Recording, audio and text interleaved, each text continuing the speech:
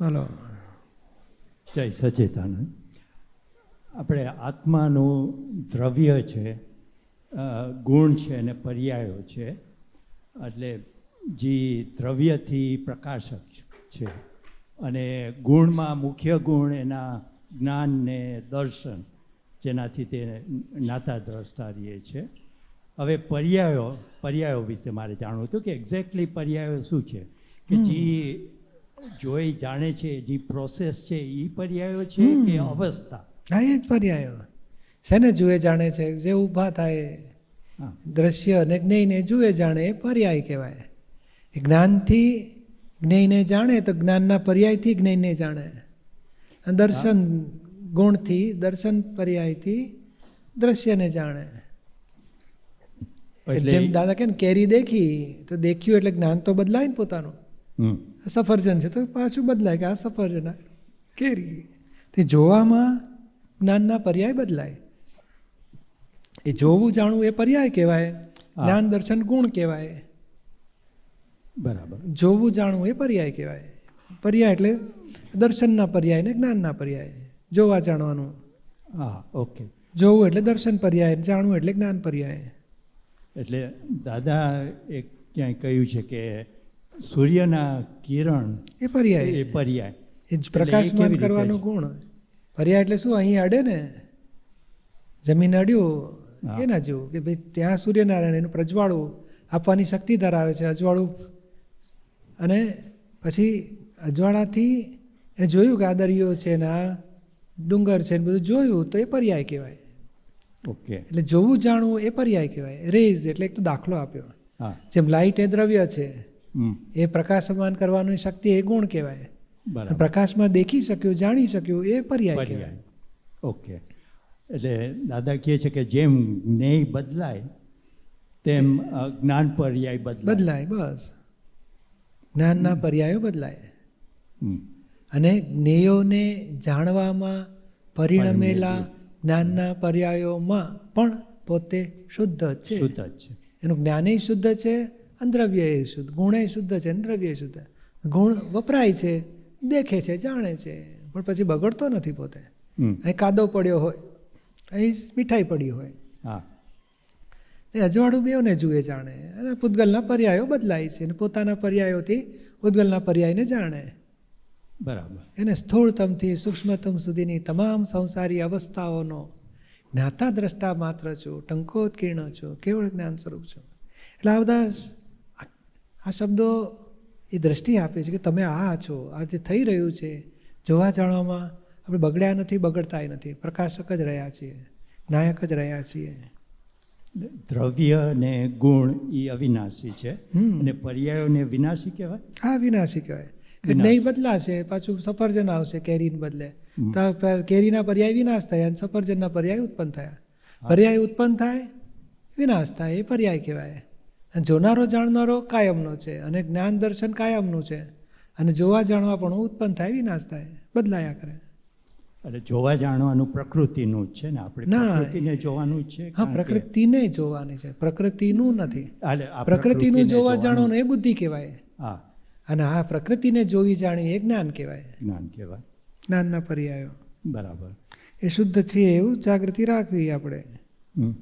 અને બીજું એક, આપણે ગઈકાલે વિકલ્પ ને નિર્વિકલ્પની વાત થઈ, તો જે વિકલ્પ એ એક પરિણામ રૂપે છે ને, આપણે જોઈએ તો, અને એને આપણે છૂટું રાખીએ એટલે એ નિર્વિકલ્પ થઈ ગયું. એવું નહીં, આ વિશેષ પરિણામ છે. કલ્પ એ સ્વભાવ છે પોતાનો. જેમ જ્ઞાન ગુણ છે, દર્શન ગુણ છે, એવું કલ્પે ગુણ છે. કલ્પ ગુણ છે. અને એ ગુણ વિશેષ ગુણ ઉત્પન્ન થયો બીજા સંજોગના દબાણથી, એટલે વિકલ્પ કહેવાય છે.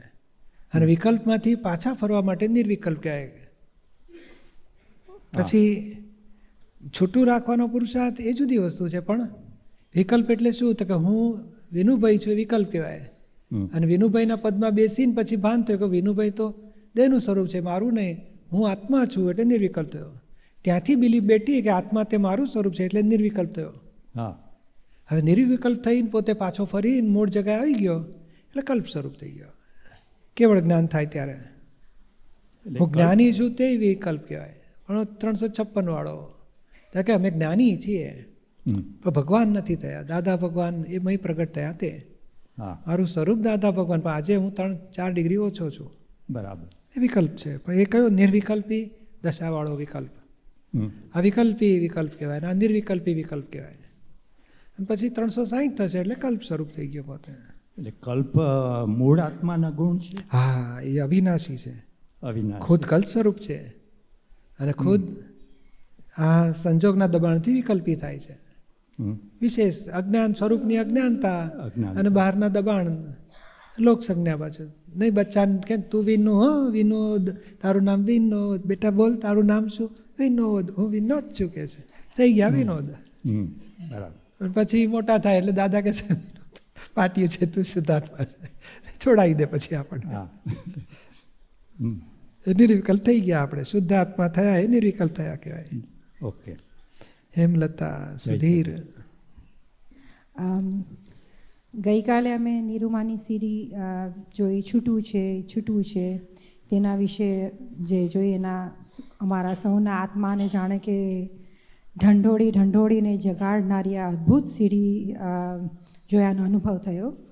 અને છૂટવા માટેની, મોક્ષ માટેની અનેક ચાવીઓ અને દ્રઢ નિશ્ચય ઉપર જે ખૂબ જાગૃતિ નિરૂમાએ અમને આપી.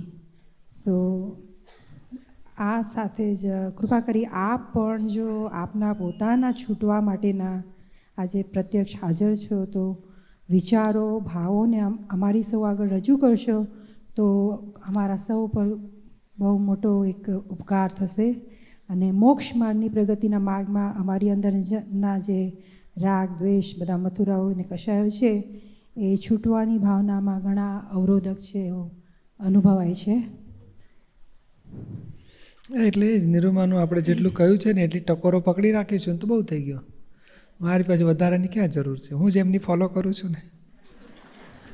તો બી તમારા ભાવો તો આટલું જ આજના ભાઈ. ભાવો આપણે બધું છૂટવા માટે કરીએ છીએ, નહીં કે દાદા કહે છે ને ધંધો શું કામ અમે કરીએ? તો કે અમે કમાવા માટે કરતા નથી, છૂટવા માટે. એ જે આપણે જે આપણી પાસે વ્યવહાર આવે છે ને એ આપણે લક્ષ બદલી નાખવાનું કે મારે વધારવું તને છૂટવા માટે કરવું છે. બીજો કોઈ સંભાળનારો મળે તો તું સંભાળો, તો હું મારું આગળના ધ્યેયનો પુરુષાર્થ ચાલુ રાખીશ. એમાં પહેલાં ખસી ગયા તો હું પાછું આ હેલ્પ કરીશ. મારું અંતિમ ધ્યેય અહીંથી, જેમ આપણે અહીંથી નીકળીશું તો આપણે શું તો કે મારે લંડન પિનર મારા ઘરે પહોંચવું છે. તો એ પહોંચવું છે ધ્યેય હોય ને પછી રસ્તામાં હલો હાય કેનારા હોય તો આપણે જોઈને કંઈ ઉતરી નથી પડતા. હો મને બોલાયો, આવો આવો. આપણે ધ્યેય ચૂકી નથી જતા. લક્ષમાં જો કે આ તો એક સારી 5 સ્ટાર હોટલ હોય, ખાઓ પીવો કંઈક, પણ લક્ષ હોય કે મારે પહોંચવું છે ઘરે. એવો આપણે મોક્ષનો ધ્યેય છે, છૂટવું છે આ જગતથી. એ છૂટવા માટે મૂળ જીવન છે, નહીં કે ધાર્યું કરવા માટે જીવન છે, મોહ ભોગવવા માટે જીવન છે, મજા કરી લેવા માટે જીવન છે, તબિયત સાચવીને પછી ખૂબ ખાઈશું ને ખૂબ વોક કરીશું ને ખૂબ મજા કરીશું. એ કંઈ જીવન અલ્ટિમેટ ગોલ નથી. આ તો ગાડી મેન્ટેનન્સ થોડું રિપેરિંગ કરાવી રાખીએ તો ગાડી સારી ચાલતી હોય તો આપણે હાઈવે પર ગાડી લઈ જવામાં વાંધો નહીં આવે. એટલે મેન્ટેનન્સ પૂરતો દેહનો હેતુ હોય. ખાવા પીવાનું તો ભાઈ પેટ્રોલ ડીઝલ જે ભરવું પડે ગાડીમાં ચોખ્ખું સારું ભરીએ તો ગાડી સ્મૂથ જાય આપણી, એટલે ખાવા પીવાનું હેતુ આપણો. પણ દરેક હેતુનો લક્ષ્ય શું હોય? પહોંચવું છે મારે. સ્પર્ધા, ઈર્ષા, આજુબાજુવાળી બસવાળી જતી હોય, ગાડીઓ જતી હોય બીજી, તો આપણે સ્પર્ધા નથી કરતા. આપણે તો કે એના ટ્રેકમાં જવા દો, એક્ઝિટ આવશે નીકળી જશે. મારે પહોંચવું છે ત્યાં હું પહોંચીશ. મારે કોઈ સાથે કમ્પેરિઝન નથી, કોમ્પિટિશન નથી, કોઈ માટે મને કંટ્રોલ નથી, કોઈની સાથે મને દ્વેષ નથી. મારે છૂટવું છે. એ લક્ષ્ય રાખીને ચાલવાનું છે આપણે. જે ખાતા પીતા હોય તો એ કંઈ છોડી દેવા નથી, ફાઇલનો સંભાવે નિકાલ કરીએ છીએ. 5 આજ્ઞાની જાગૃતિ છૂટવાની જ દવા છે. એમાં બંધાઈશું નહીં અને જૂના બાંધેલા છૂટતા જઈશું. સમજાય ને? એટલે હવે નિર્માની ટકોરોમાં નોંધી રાખવાની વાતો બધી. અને ખરેખર દરેક કેસેટમાં એમણે પોતે કેવી રીતે છૂટ્યા એ જ ખુલ્લું કર્યું છે. ખુદ દાદાની પણ એમની અનુભવવાણી એમના જ્ઞાની પુરુષ પુસ્તકમાં એટલું બધું છૂટવાનું જ. અમે ભણ્યા તો કે હવે સમજી ગયા ફાઇલ, હવે છૂટવું છે અમારે. અમે એડજસ્ટ થતા હતા, અમે એને સુધારવા ગયા નથી. ભાગીદારને અમે એડજસ્ટ થતા હતા. અમારે કંઈ કમાવું નહોતું, ખોટ જાય કે નફો થાય એમાં અમારે રાગદ્વેષ નહોતા. અમારે વ્યક્તિના હિસાબમાંથી છૂટવું હતું. આપણે એ જ પકડી રાખવાનું છે કે ફાઇલો છે, ફાઇલોને જીતો, એની ભૂલો ના કાઢો, એને દુઃખ ના આપો, હિસાબ પૂરા કરીને છૂટો. એ ફાઇલ આપણને નો ઓબ્જેક્શન સર્ટિફિકેટ આપી દીધું મોક્ષ માટે, હિસાબ પૂરો થઈ ગયો આપણે. અને એક એક ફાઇલ જીતીશું ને તો આ સંસારમાંથી નિવેડો આવશે આપણે. એટલે હવે આપણે લોકોની સાથે વ્યવહારમાં ચેતીને ચાલો અને જાગ્રત રહો કે મારે છૂટવું છે, તો નિવેડો આવી જશે દાદાની કૃપાથી. જય એ સચિદાનંદ. ભૂલી નહીં જવાનું. દાડા કમસે કમ 15-20 વખત તો યાદ આવવું છે કે મારે છૂટવા માટે કરું છું. આ સેવા શેને માટે કરવાની? કમાણી કરવા માટે કે છૂટવા માટે? નોકરી શેને માટે કરવાની? કમાણી માટે કે છૂટવા માટે? ઘરમાં વ્યવહાર બધો શેને માટે કરવાનો? કમાણી માટે કે છૂટવા? છૂટવા માટે. એ ના હોય તો એક સામાયિકમાં ચેક કરો કે મારે છૂટવાનો હેતુપૂર્વક જીવાય છે કે બસ મજા કરી લેવી છે ને, ખાવું છે ને, પીવું છે ને, ઊંઘવું છે ને, તબિયત બનાવું ને, પૈસા કમાવું ને, મજા કરવું, એ હેતુથી 5 ઇન્દ્રિયના સુખો માટે જીવન છે કે છૂટવા માટે જીવન છે? માન, સત્તા, લોભ, પૈસો, બધી મોહ પૂરા કરવા માટે છે કે છૂટવા માટે છે? છૂટવું હોય તો કોઈ સાથે માથાકૂટ ના થાય, સામે એડજસ્ટ થયા જ કરતો હોય. આ શિયાળાને છૂટવાનું હોય કે શિયાળાથી આપણે છૂટવાનું હોય? એને સુધારવા ના હોય, આપણે છૂટવું એટલે આપણે જેકેટ પહેરો, મફલર પહેરો, કંઈ ટોપી પહેરો, આપણે છૂટવા માટે ઉપાય કરો, પણ શિયાળાને સુધારવાની મહેનત જ નથી કરતા. એ છૂટવું હોય ને એ સામાન સુધારવા પડેલો જ ના હોય, કેમ કરીને પોતે એડજસ્ટ થઈને નીકળી જાય. નથી કહેતા નદી પથરા વચ્ચે આવે ને તો ખરીને પણ પોતાનો ધ્યેય દરિયાને પહોંચવામાં પૂરો કરે. આ તો વાર્તા લખ્યા, એ તો સ્વભાવથી પહોંચે છે.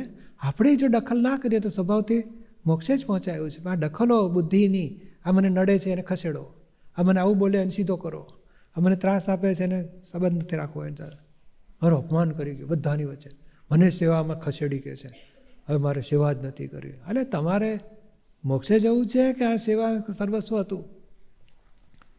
આ ઘર સર્વસ્વ ને, પૈસા સર્વસ્વ ને, સત્તા સર્વસ્વ નથી. આ તો એક આપણે કર્મ ખપાવવા માટેનું દ્રષ્ટિ રાખીને જીવવાનું છે. હું એટલું ટ્રાય કર્યા કરતો કે છૂટવા માટે કરવું છે. કંઈક આવ્યું તોય હવે ફાઇલ સંભાવે નિકાલ કરો, છૂટવું છે. મારો પુરુષાર્થ એ તરફ ચાલતો જ હોય છે. અને નિરૂમાની વાત મને વાતે ચાવી મળી જ જાય. આ નિરૂમા કહે છે ને, એક સોય જેટલો ઘા લાગ્યો હોય તમને તલવાર જેવો લાગે, અને અમે અમારા મોહને કાપીએ, નહીં કે વ્યક્તિની જોડે કશું એને ખબર ના પડે વ્યક્તિને કે મારી સાથે રાગદ્વેષ એમને છે, વિતરાગ થઈ જાય વ્યક્તિને. અમારા મોહને અમે કેળો ના મૂકીએ, મૂળમાંથી ખલાસ કરીને જંપીએ. બધું આ તો કેટલી મોટી ચાવી. નિરૂમા છૂટ્યા, એ રસ્તો એમણે ખુલ્લો કર્યો, એ રસ્તો આપણે પકડીશું તો આપણે પણ છૂટાશે. જય સચિદાનંદ. બાબુ કેશાવરા, પછી અર્ચના. હા પૂછે દાદા લખો એમાં ક્વેશ્ચન નહોતા, શું ક્વેશ્ચન પૂછવો, પણ તમે જ ક્વેશ્ચન એમાંથી જવાબ આપજો. દાદા કહે છે આ તો સાયન્સ છે, ભગવાનનો સાયન્ટિફિક પ્રયોગ છે, કર્મય નથી, કરતાય નથી, કોઈ બાપોય નથી, આ ખાલી સાયન્સ છે. તો કયા સ્ટેજ ઉપર દાદા લગા તો આખું વ્યવસ્થિત ઉડી જાય ના, કરતા કર્મ ના રહીએ તો એને આપતા સૂત્ર 2718. હા, આમાં શું કહેવા માગે છે કે જેમ અરીસા પાસે આપણે ગયા તો પેલું મોઢું દેખાય ને અંદર, હા, તેમાં કોણે કર્યું, કરતા કોણ એનો, તે બધું વિગત નથી. આપણે ફક્ત મોઢું જોઈએ છે, આમ કરી દાઢી કરી નાખ્યા, કરી નાખી, પતી ગયું, લ્યો દાંત બાત સાફ કરી નાખ્યા, એ મોઢા અરીસા બધું. પણ અરીસાની પાછળ આ બેમાં તો ઘણું મોટું સાયન્સ ચાલે છે. આપણે લાભ ઉઠાવીને જતા રહીએ છીએ. તો પછી કોઈ વિજ્ઞાની પૂછે કે આ શું બન્યું આમાં, તો કે અહીંયા આવ્યો પછી આ ઉત્પન્ન થયું, 2 સેકન્ડ પછી, 2 ફ્રેક્શન સેકન્ડ પેલું પ્રતિબિંબ ઊભું થાય છે. પ્રતિબિંબને હું શું મનાય છે, એ વિશેષ ભાવ ઊભો થયો, વિશેષ ભાવથી પરમાણુ ચાર્જ થયા, ચાર્જ પરમાણુ પાછા ડિસ્ચાર્જ થાય ત્યારે પૂતળું દેહમાં મળે. એટલે એ આખી વિગત ખુલ્લી કરી. વિગત ના ખુલ્લી કરો અને જો સમજી ગયા કે ભાઈ અરીસો છે અને હું છું, અરીસામાં દેખાય છે તે મારું સ્વરૂપ ન હોય, જાણનાર તે મારું સ્વરૂપ છે, તો પછી કંઈ વિજ્ઞાન પૂરું થઈ ગયું તમારું. પણ નહીં પૂરું થવાથી આ ગૂંચવાડો થાય છે, એટલે પૂરું કરવું પડ્યું, ખુલ્લું કરવું પડ્યું કે ભાઈ આ પોતે અરીસો, આ પછી ઊભું થયું, હવે જે પરિણામ દેખાય છે તે મારા નથી એવું બોલ કરજો, અને દેખનાર તે મારું સ્વરૂપ છે ગોઠવજો. આ થઈ ગયું છે કોણે કર્યું તો કોઈ કરનાર નથી, પણ રિઝલ્ટ ઓફ સાયન્ટિફિક સર્કમસ્ટન્સ, એટલે સ્વરૂપની અજ્ઞાનતા અને આ સંજોગ બધા બની ગયું આવું બધું. હવે વિગત ખુલ્લી કરે છે, સાથી બન્યું કેવી રીતે બન્યું અને ભૂસાય કેવી રીતે, આ એ વિગત ખુલ્લી કરી દાદાએ કે બની ગયું છે, એમાં કોઈ કરનાર નથી, એ કર્મય નથી. આ તો બધું સાયન્સ છે, પ્રયોગ છે, આખું સાયન્ટિફિક એક્સપેરિમેન્ટ છે. એટલે વૈજ્ઞાનિક રસ્તો બની ગયો આમ. આ તો હવે આપણે તપાસ કરીએ છીએ શું બન્યું, પછી હવે એને સોલ્યુશન લાવી નાખીએ છીએ કે હવે આપણને અસર ના થાય, મુક્ત રહી શકીએ, નવું બંધન ના થાય, એવી સોલ્યુશન લાવી નાખ્યું. પણ મૂળ શું છે કે કોઈ કરનાર નથી. આ સાયન્ટિફિક પ્રયોગ છે આખો, મોટા મોટું ખુલ્લું કર્યું, કેવી રીતે ચાલી રહ્યું છે બધું ખુલ્લું કર્યું એમણે. કરનાર તો એક ઊભો હોય અને કરનાર નથી. આ એની મેળે આ સૂર્યનારાયણ ઉગે છે ને સૂર્યનારાયણ આત્મે છે ને, તો આ સૃષ્ટિની કેટલી બધી બોલો જીવાતો ઉત્પન્ન થાય છે, ખેતીવાડી ઉત્પન્ન થાય છે, ખાનાર ઊભા થાય છે, ફળફળાદી ઊભા થાય છે, કેટલું બધું થઈ શકે છે ને.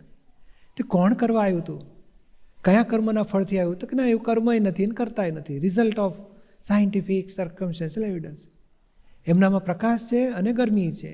ગરમી નથી પણ ભેગા થવાથી ગરમી ઉત્પન્ન થાય છે. અજવાળું અને આ પૃથ્વી અડે ને એટલે ગરમી ઉત્પન્ન થાય. બાકી પૃથ્વીમાં એને કંઈ કરવું નથી પડતું, એ રિઝલ્ટ બની ગયું. કોણે કર્યું? તો રિઝલ્ટ ઓટોમેટિક બની ગયું. એ તો દરેક બાબતમાં એની મેળે બની જાય છે. ઇટ હેપન્સ ચાલ્યા કરે છે. અને પોતે માને છે મેં કર્યું, તે ખોટું કર્યું, સારું મેં કર્યું, ખરાબ તે કર્યું, બધું ગુના પાછા નવા બાંધે છે.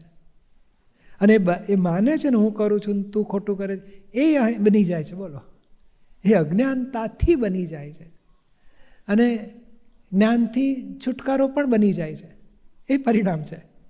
એવું જ્ઞાન ગોઠવ્યું વ્યવસ્થિત કરતા હું શુદ્ધાત્મા, તો છુટકારો થવા માંડશે. એટલે અજ્ઞાન પોતે અજ્ઞાનથી બંધાયા કરે છે, પોતે જ્ઞાનથી છૂટતો જાય છે. બસ એ જ્ઞાન જ દાદાએ એવું બતાડી દીધું, તો એ વૈજ્ઞાનિક રસ્તો તે છૂટતો જ જાય, રોજ રોજ છૂટતો જ જાય. એટલે આ સાયન્ટિફિક પ્રયોગ છે આખો. દાદા તમે એમ કહો કે કેવળ જ્ઞાન થાય નહીં, પણ તમને સમજણમાં દેખાય દાદા ક્યાં હતા આવી, તમે પણ વાત કરો કે કેવળ જ્ઞાન થાય નહીં આ વખતે, પણ તમને સમજમાં તો આવી ગયું હોય એ તો બની શકે ને. તો કેવળ દર્શન કહેવાય. કેવળ જ્ઞાન તો આગળની વસ્તુ છે ને, આ કાળમાં આવવાનું નથી. શું કામ આપણે ચર્ચા કરીએ? ના, પણ હવે નહીં, સમજમાં તો આવી જાય. સમજમાં આવશે. તમને સમજમાં ના આવ્યું હોય તો તમે કેવી રીતે બતાવી શકો? હે, સમજમાં આવ્યું હોય તો જ બતાવી શકો ને બધી વસ્તુ. હા, એટલે સમજમાં એટલે શું, દાદાની વાતથી સમજણ પડે આપણને, એટલી જ વાત. દાદાએ બધું ફોડ પાડ્યા છે એટલે આપણને બધાને લાભ મળ્યો. દાદાએ આપી દીધું રેડીમેડ. જેમ પેલી હોય છે ને, એટલે ફાસ્ટ ફૂડ હોય ને, હવે તમારે પાણી નાખવાનું અને ચૂલા ઉપર ગરમ કરવાનું, એટલે તમારું થઈ ગયું ઉપમા રેડી. આપણે રેડીમેડ બધું ફાસ્ટ ફૂડ રેડી. કેવી રીતે વઘાર કર્યો ને કેવી રીતે મેં પેલું નાખ્યા, અડદની દાળ કેટલી શેકી હતી, કયું ઘી નાખ્યું, કશું તપાસ કરવા જતા જ નથી ને. એ ગરમ પાણી ઉકાળવાનું ને પેલું નાખવાનું, પાવડર બધું નાખવાનું મસાલેદાર, અને 10 મિનિટ ઉકાળવા દીધું એટલે થઈ ગયો આપણો ઉપમા રેડી. એવું આપણું ફાસ્ટ ફૂડ બધું કેવું રેડી મળે છે ને, એવું આપણું અક્રમ સાયન્સ રેડી. ફાઇલ એટલે બોલો, આ લોકો મોં કાપતા કાપતા દમ નીકળી જાય છે, અને ફાઇલ કહ્યું એટલે મોં કપાઈ ગયો. મારી ફાઇલ છે, સંભાવ નિકાલ કરો, છૂટ્યા તમે. આ તો જ્ઞાન તમે જ બોલી શકે, દાદા બોલી શકે, આપ જ્ઞાની જ બોલી શકો.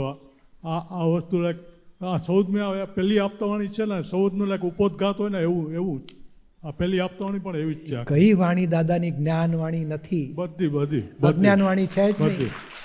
બધી એ સેન્ટરમાં બેસીને બધું બોલ્યા કરે છે, એટલે બધી ડિગ્રીવાળાનું માફક આવે. એવું નાના બાળકને માફક આવે અને વયોવૃદ્ધને માફક આવે.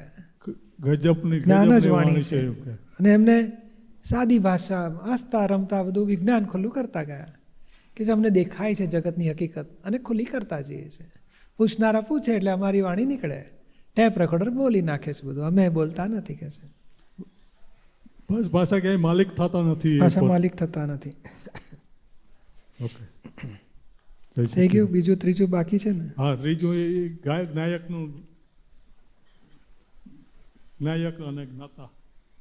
એ નાયક એ જ જ્ઞાતા. એક નાયક એ નિરંતર જ્ઞાતા પોતે કાયમનો છે, વપરાય એટલી વાર જ્ઞાયક પદ રહ્યું, નહીં તો પાછું ચૂકી ગયો. એ નિરંતર રહે એટલે જ્ઞાયક પદ. એ જ્ઞાતા કાયમનો છે જ પોતે, પણ એ વપરાય ત્યારે જ્ઞાયક કહેવાય. એટલે જ્ઞેયને જોનારો જ્ઞાયક કહેવાય, જાણનારો. દાદાની પોતાની વાત આ ઓલા એમ કે ને શું કે હમણાં દાદાવાણી આપણે સબ્જેક્ટ રાખ્યો હતો ને આગળ એમાં કયો સબ્જેક્ટ હતો ઉપરાણું. હે ઉપરાણું ઉપરાણું નહીં પહેલાં આપણે રાખ્યો હતો ને પછી બદલો એ લઘુત્તમ ગુરુત્તમ હા રાખ્યો. લઘુત્તમ ગુરુત્તમમાં છે એમાંય દાદા કહે ને 13મી આપતાવાણીમાં છે ને કે છેલ્લો શબ્દ પ્રશ્ન કરતા પૂછે કે આ જ્ઞાયક વિતરાગતાથી પૂછવું એ ગાયકતા, તો દાદા કે હા. પછી આગળ પ્રશ્ન કરતા પૂછે કે આ છેલ્લો શબ્દ વિતરાગતા અને જ્ઞાયકતા, તો દાદા કે આ શબ્દ તરીકે પોતે પોતે પોતે છેલ્લે. અને પછી છેલ્લા પેરેગ્રાફમાં એમ લખે દાદા કે હું તો આત્માને જાણું છું, આત્મા જ્ઞાતા દ્રષ્ટા છે એને જાણું છું, અને આત્મા જે જોઈ શકે છે તે હું જોઈ શકું છું. એ આ જ્ઞાયક પદને એને કહેવાય એમ.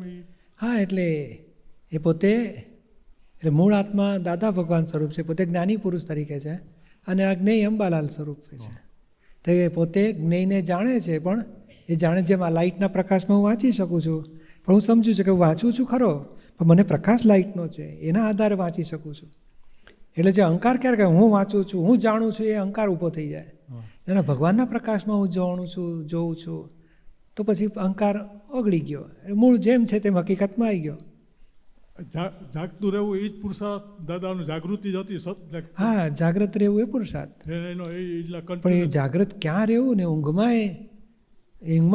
ઊંઘમાં એકાકાર થતા નહોતા, ખાવામાં એકાકાર થતા નહોતા, વિષયમાં તો વિચાર જ નહોતો આવતો. અને ભય કશું હજારો ભય બતાડે બુદ્ધિ ફ્લાઇટમાં બેસે, પણ પોતે એકમાં પણ એકાકાર ના થાય, અને એ જાણ્યા કરે એ એમની વિતરાગ થાય, એ એમનો મોક્ષ. આ બે વસ્તુ તો કન્ટિન્યુઅસ છે, એટલે પ્રકાશ કન્ટિન્યુઅસ છે, જ્ઞેયો પણ કન્ટિન્યુઅસ છે, પણ આપણે જાગતા હોય તો એ તો પછી આપણે પુરુષાર્થ શુદ્ધ ઉપયોગ કહેવાય, નહીં તો પછી ઉપયોગ ચૂક્યા કહેવાય. આપણે જોડા ખાય તો ન દેખાય, ઉપયોગ ચૂક્યા કહેવાય, અજાગૃતિ કહેવાય. તન્મયાકાર થાય અજાગૃતિ કહેવાય. બરોબર છે તમારી. જય સચ્ચિદાનંદ.